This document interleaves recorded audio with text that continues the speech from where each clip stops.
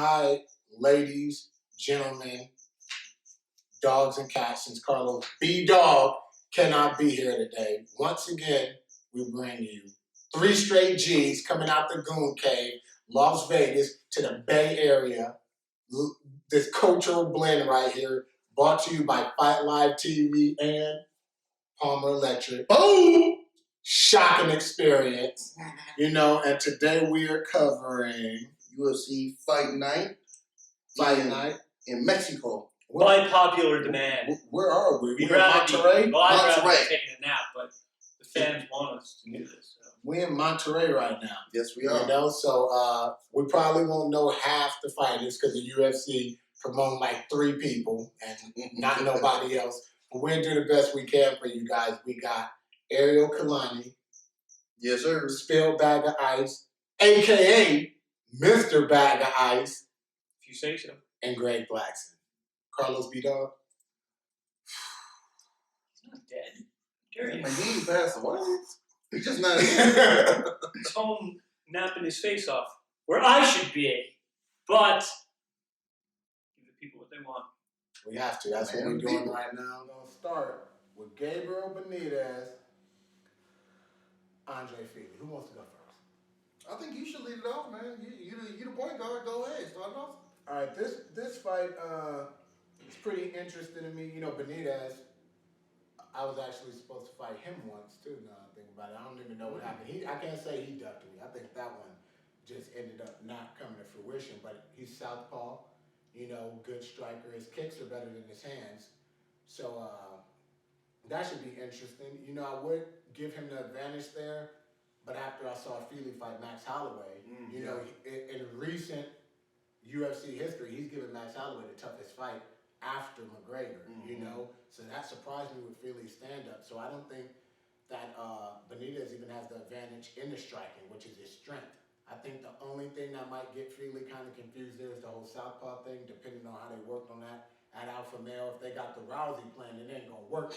Not at all. It ain't going to work, because Benitez always throw the left high kick. He'll end up like getting Rousey. But I think they're too smart for that, me knowing Uriah as long as I have. So, and also I think, you can't kick a guy like Fili. That gym is predominantly wrestling first, striking second. So I just think that it's a bad matchup for him. His only good submission is the guillotine choke, and Fili's he's too slick for that. And I know you guys are going to say, well, Greg Blackson, Max Holloway caught him in the guillotine. That wasn't a normal guillotine. That was like, shout out to Yancey Medeiros, my boy. That was Yancey gave him that guillotine. That one's hard to get out of, but I don't think that a basic guillotine like Benitez has is going to catch Fili, and I think it's going to be a pretty dominant showing for Andre Fili this fight. Yeah, I'm very confident for this fight for Andre Fili for many reasons. Being Pacific Islander, he's also Pacific Islander. There's a connection there. But like you said, training with Team Alpha Male, he's there with some good guys as far as Mendez, Faber, Paige Van Zandt there, and those guys. You say what you will about them. Some people criticize, especially Dominic Cruz, how they do in championship bouts. Those are some well-rounded fighters.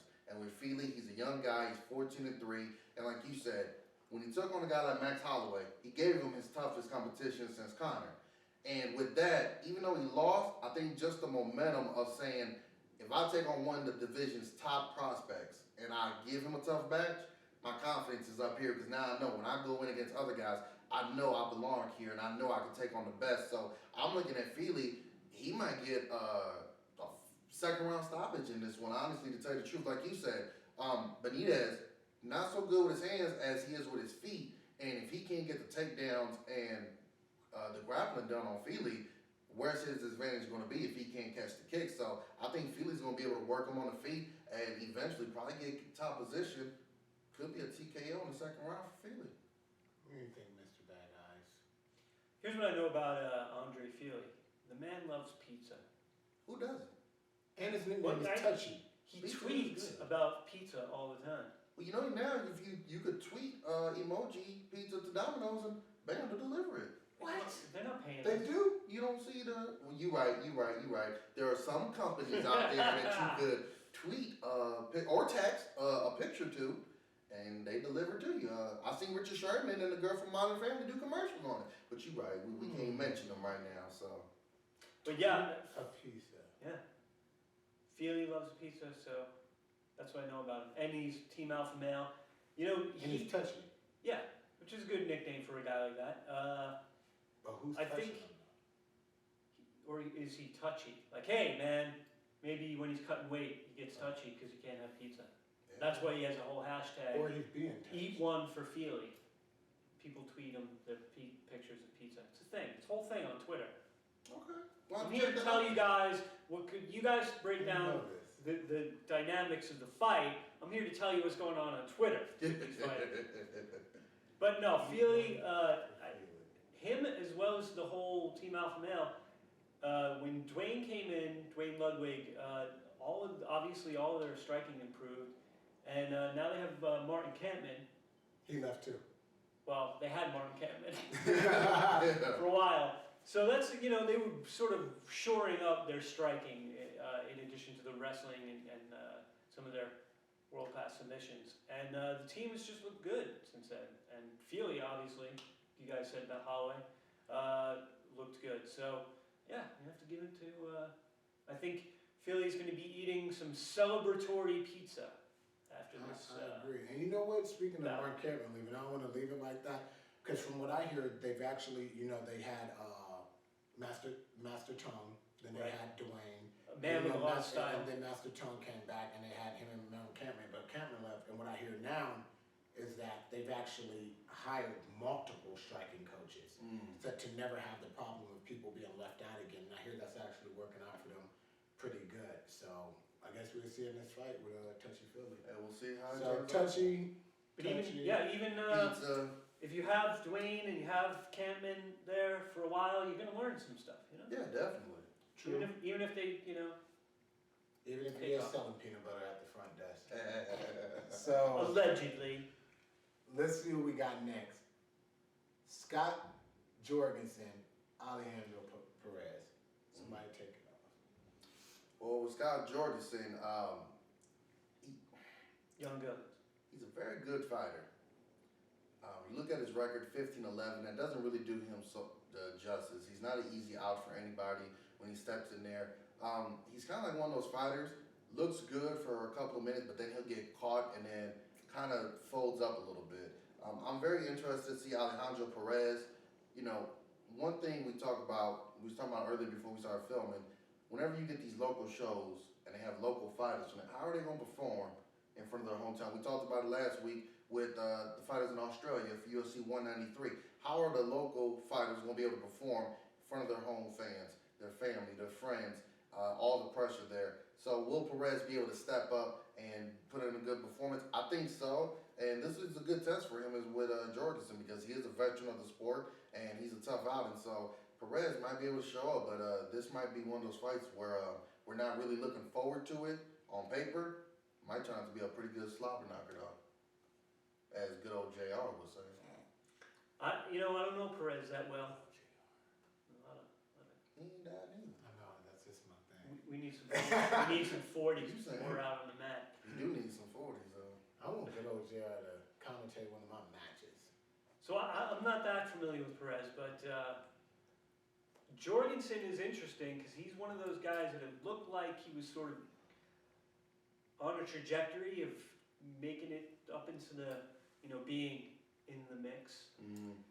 And then he just kind of stumbled here and there. And Like tapered off a little. yeah, after the UFC bought out the WEC, he was like one of those guys that was like on the rise, And now I think just with so many more lighter weight fighters coming in, and the level of competition has just gotten that much, Yeah. tougher. He's sort of fallen by the wayside. So I think there's kind of a make or break fight for him. Like if he's really gonna either he's gonna have a spectacular performance and people are gonna be like, wow, okay, we don't count him out yet. Or people are gonna start saying, maybe He's a gatekeeper. He's on the downturn. So He's basically a gatekeeper in the division. yeah, I mean he's a well-rounded, tough guy, but can he hang? He's like the Keith Jardine of the 135. Here's the thing. Kind of. I feel it's kind of different. I think that he experimented too much. Because if you look at a lot of his bad performances, they weren't at 35. He went to 25. Yeah. He lost like once, twice, good fights, like close fights, you know, to Uriah favoring him at 35. And then he's like, oh, this isn't working for me. He went to 25 and he went like shit. I call it the Joe Riggs effect. You remember when he went to 70 and he just wasn't that dude. Yeah. And I think he was losing too much weight and he went back up to 35 now. And I think with Perez, he's only fought one time in the UFC. He's well-rounded, submissions and TKO finishes, but no one's at the level of Scott Jorgensen. And if you look at his only fight, he got guillotine choked, one of Jorgensen's best moves. So I think this is going to be his return to 35, and it's just going to be a dominant showing, you know, on a local guy. So that's I how hope so. I like that guy. Hey, USA, it'll be a win for the home team called USA. So who do we have next? Erik Perez and Taylor Lapilus. Taylor Lautner? You up, Spell. What? Taylor Lapilus. The guy from Twilight? Oh, man. No, Oh, man, I like the other guy.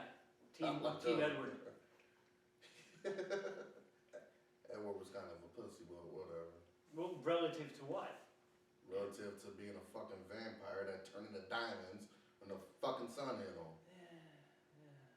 So we can't be talking about fucking Twilight on this shit. Nobody want to hear about that punk ass shit. Oh, yeah, 3 straight G's, sorry. Who? Erik Perez. Isn't Erik Perez in the last fight? Erik It was a Perez in the He's last from fight. Greg Jackson's gym. Oh, that Erik Perez. There you go. The Okay. luchador. The luchador, right. Okay, now I gotcha. And who's he fighting? Taylor Lautner? Lapilus. Well, of course, you know, he's going to beat up some movie star, some pretty boy movie star. Yeah, that'd be pretty easy. I mean, first of all, how do you...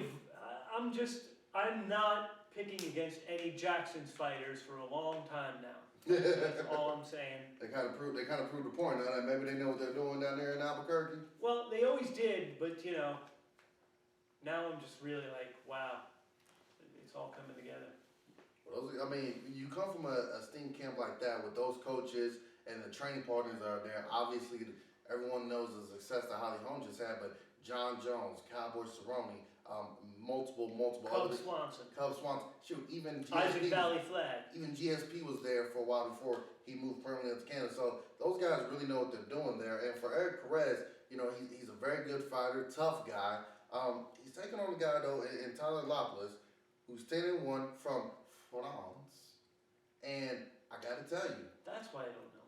I think there's something in the water with this new wave of European fighters starting to come over here. I don't know if it's the Conor McGregor effect or what, but we're starting to see a lot more well-rounded, tougher European fighters coming over more consistently than before. Before you might have one, maybe two. Now it's 3, 4, 5, 6. It's more of them now being better, and I think this might be his chance to step up against a good fighter in Perez and be able to show people, even if he doesn't get the win, might be able to show people I'm somebody to take serious here with a good performance. So this could be another one of those matches, low key, but it's gonna perform. You know what I'm thinking with that? You may have something. Maybe it's the European. Dom, you can pipe in on this as well. Maybe the Europeans have a different style than the Americans. Like, you know, America dominated the MMA. You know, it's basically America, Russia, Japan, and everywhere else was kind of eh. So maybe, you know, they're coming from a different mix of martial arts that sort of, you know, people don't have as much experience dealing with. Yeah, I agree with that. The thing is, with you know, the Western Europeans, they have a lot of different striking arts. You know, the Eastern Europeans have a lot of different grappling arts. So we never had a huge advantage over the Eastern Europeans. We had a huge advantage over the Western Europeans in our grappling arts, our wrestling and our jiu-jitsu in the past. Right. The thing is, they're becoming acclimated to this. Now there's a ton of Brazilians that have moved to Western Europe, and they're catching up on our jiu-jitsu. Even Roger Gracie has a gym out there, Right, yep. you know, and they're starting to get acclimated to this wrestling. So they're getting used to our wrestling. Of course, they're still behind. They're not as far behind in the jiu-jitsu as they are the wrestling. And then they're striking. The Europe has always had good boxing, you know, and that's even in boxing. And Good and kickboxing. yeah, they have good kickboxing, and they have a lot of other striking arts that we aren't as used to. So as they start to catch up to our wrestling, our jiu-jitsu, we aren't taking their arts like they're taking ours. So they're gonna have a slight edge of element of surprise in that sense.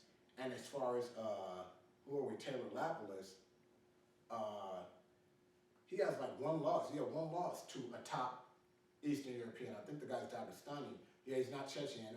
Magomed Babulatov, and who's undefeated, 10-0. That's his only loss, and he lost to him by decision. So he's good. And then he beat who did he beat last? I think Yuta Sasaki in the UFC, who was like a top guy in Japan, who's known for his striking, and whose striking I personally think is better than Perez's, and he TKO'd him. So, and Perez, if you think about it, he's coming off of winning losses, fluctuating win-loss, and he's been out since 2014. Yeah, that's And I think that could work to his disadvantage, especially it's in Mexico. So you're gonna go in there hyped, wanting to show off in front of the crowd, and you haven't been in there a while. Your cardio might not be where you think it's at. Your timing might not be where you think it's at. And this isn't a guy you want to do that with. And I think he's gonna get caught slipping and actually come up short. You know, I think his excitement will work against him with this guy. Very possible. It does happen like that. They talk about the UFC. He makes a good case. It does. It does. So I'm going with Silva. I'm going with my stupid Twilight jokes. And who you got? I'm going for the man from France, Tyler Lapalus. Or Lapilus. I went to Lapalus, okay. I went to public school in the inner Next city. we got Escudero and Alejandro. So we already know I can't go with Escudero because he ducked me like 2,200 times. Really? Yeah. Ducked you, huh? I spoke to his manager on the phone, and his manager said, you know, bro, this is a great fight. If you won't see, we'll put it together, you know, bro. It's a great fight. If you won't see, we'll put it together. I said, man, we'll put it together. That's how he talks? I'll talk to him, bro. You know, I'll talk to him. If he wants to fight, we'll put it together. I think it's a great fight. I think it's a great fight, bro. And then I called him back like a week later, like, is the fight put together? He's like, no, he didn't want it. Then I'm like, hey, Efren, what's up, man? Bro? What's up, homie? You know, you ain't on this money. Let's get this money. All on Twitter. And he tweeted me an emoji smiley face, winky face. There was a wink face back. And for some reason, my soul can't forgive that. Wow. So, for all you guys out there listening, go on Twitter, let Escudero know, let Dana White and the UFC know that the guy that they got on UFC now, ducked my man Dominic Robinson, a.k.a. the Fallen Angel, a.k.a. Great Blackston. He needs to be taking on this Leandro Silva cat on this UFC card instead of Escudero. Well, be that as it may, if your last name was maybe Mendez, maybe you would be in this position. Hey, or Northcutt. Or if my first name was like Basil. Hey, or if you had like an 8-pack set of abs and could do like a front flip with no problem. Or if I was from Germany with blue eyes. Just want to put that out. I've always told you, the hole in your game, you need more spinning and flying shit. That's what the people want. You gotta give them the highlight. By the people, I mean me. Me too. You know what? Well, you know what's funny is for Escudero, this is his third go around with the UFC. You know, he came in undefeated. Okay, this guy might be good. Win some, lose some. Then he leaves. They get rid of him. Then he comes back. Then he leaves again. You and know now what he's it is, back. right? Because he's Ben Henderson's friend. That's what it is. That's what they do. He goes out there and he beats like two nobodies on a local scene and stuff up in Arizona. Then they always bring him back. Like they always say, it's not about what you know. Sometimes it's who you know. And for Escudero, you know, I mean, good fighter, 25-9. You know, to get your third stint in the UFC, connections or not, they're still willing to bring you back. But this guy, Leandro Silva, it's something about these Brazilian fighters, man. That it's just they have a different killer instinct. So I'm thinking he's going to maybe put Escudero on his final trip in the UFC and get a finish here. He's 18-2-1. We know his Brazilian Jiu-Jitsu is going to be nice, and his striking is going to be on par. It's just something about them Brazilians, and they all strike and do Jiu-Jitsu extremely well. So I think Silva's going to give Escudero his pink slip out the UFC with this performance here down there in Mexico. You know what? I hope he does. He sent me a winky face, goddammit. And then he didn't even spit that Trill talk. Because when I did the Time is Chocolate, I went on his Twitter, and because when I talked about him ducking me there, and on his Twitter, he was like, I didn't duck this guy. I don't even know who he is. And then he typed it in Spanish. I'm like, hold on, homie. Hold on. That's you know when you- exactly who I am. That's when you screenshot. Don't try to save it for the world. That's when you screenshot the emoji he sent you. I should and have. you posted and you said, you don't know me, Pop? I should have. That would. I gotta start screaming. I didn't know that. You know, as a fighter, I didn't know these. They got like vaginas. Everybody. It ain't like when I started up in 03. Yeah. You know, it's Yeah. a whole different thing. And as far as Escudero list, you know, he's a tough guy. I give him that. But if you look at his last performances, he fought Drew Dober, who he would have never beat, and Drew slipped on spilled bag of ice and got guillotine choked. So he lucked out there. The fight before that, he fought a Brazilian that I would beat on like 10 hours notice. And he went to decision. And I'm like, hold on, dude. Yeah. What's going on? And now he fight Leandro Silva. You know, this guy, he had the controversial guillotine with Drew Dober, speaking again. You know, Drew he got bad luck. Bad luck. You know, and then he beat Charlie Brenneman. You know what I mean? And he went to the decision, lost the decision to Massaran Duba, who you see is doing work. Yeah. You know, Francisco Trinado. And I just think Leandro Silva, his game is submissions first, striking second. Escudero's game is wrestling submissions first, striking second. And I think that Silva has a higher level of jiu-jitsu. You know, and I think that he's gonna take it. I hope he take it, man. I'm hating. Hate. I hate you and everything about you. I hope nothing but bad things happen to You need you to let and it nobody go, else. man. Just let yourself be free. He sent me Like a they- wink. Isn't there enough hate in the world right now, Dominique Robinson? He sent me a wink. That's like something the boss at LVAC do. You know, he sent me a wink. Shout out the LVAC. Hey, you're like the king of the emojis. Man, I love emojis, but I don't send another man no damn winky face. I send a girl a smile. And then I'm chocolate, so what do you think Girl he's really loves implying? smiling You feel me? What do you think he is implying when somebody chocolate and wink at? I venture to say, you know, Tijuana on a Saturday night, too much tequila, you never know. Hey, and this thing is Heche and Meg or whatever the hell, man, that beer or something, could have been drunk looking at me. And at the time I had the AVI with no shirt on looking yacked, you know, so maybe he seen it and just winked at me. Maybe so. Bro. I was uncomfortable. Bro. All right, bro, that's enough, bro. Yeah, bro. You know, he took the bite. You know, that's what the fight, bro. But I got Silva.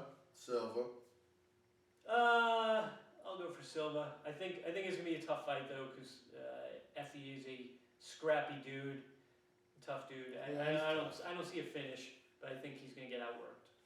Now I'm on head. I think that's how you say it. Part 1. See you later at part 2.